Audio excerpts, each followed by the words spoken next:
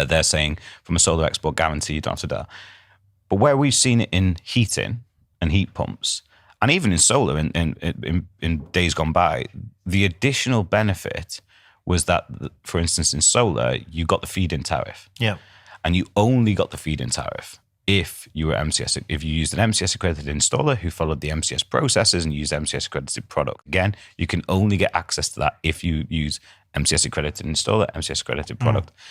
But I don't think there's any danger that just because Octopus have come out and said you can still have a solar export guarantee if you don't use an MCS accredited installer, that Octopus aren't going to have their own checks and balances to ensure that that installation has been done to a good standard. I'm assuming that if you get up a ladder tomorrow afternoon and sling a couple of panels on the roof of your house, they're not going to sign you off. And I think, if I was at MCS, I would be thinking, blimey, these people have found a way around us.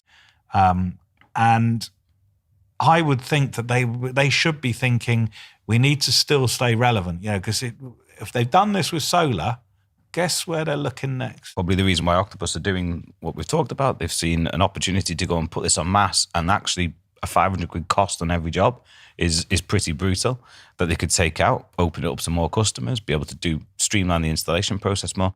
So you can see with companies like AES, they're getting their strategy in place for heat and heat pumps. Octopus, absolutely, getting their strategy in place for heat and heat pumps. It's still an emerging industry because there's incredible amounts of boilers going in still. But everyone's just starting to set that foundation. So what does it mean from an MCS perspective if somebody like Octopus can look at solar and circumvent it? What happens with MCS on heat pumps?